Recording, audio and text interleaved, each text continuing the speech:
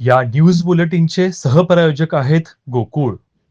फुटबॉलपटू, उद्योजक आणि दिवंगत आमदार चंद्रकांत जाधव यांनी कोल्हापूर शहराच्या सर्वांगीण विकासासाठी राबवलेला लोकोपयोगी कार्याचा वारसा जपण्यासाठी त्यांचे चिरंजीव सत्यजित जाधव महापालिका निवडणुकीच्या रिंगणात उतरले आहेत. प्रभाग क्रमांक 11 क मधून शिवसेना व महायुतीचे उमेदवार म्हणून ते निवडणूक लढवत असून त्यांना प्रभागातील शिवाजी पेठ, मंगळवार पेठ व संभाजीनगर परिसरातून भरघोस प्रतिसाद मिळत आहे. प्रचार फेरीदरम्यान विविध तालीम संस्था, तरुण मंडळी, ज्येष्ठ नागरिक संघटना तसेच महिला बचत गटांनी सत्यजित जाधव यांना उत्स्फूर्त पाठिंबा दिलाय.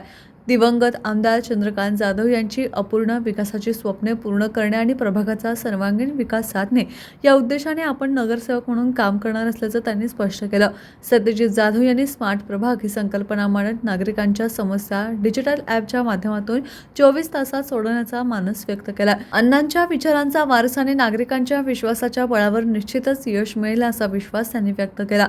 शिवसेना उपनेत्या व माजी आमदार जयश्री चंद्रकांत जाधव यांच्या मार्गदर्शनाखाली त्यांची राजकीय वाटचाल सुरू असून रस्ते, पाणीपुरवठा, शिक्षण, क्रीडा, उद्योग, महिला सक्षमीकरण, युवक रोजगार, ज्येष्ठ नागरिक सन्मान आणि सामाजिक सलोखा या क्षेत्रात प्रभावी जनसेवेचा निर्धार त्यांनी केला.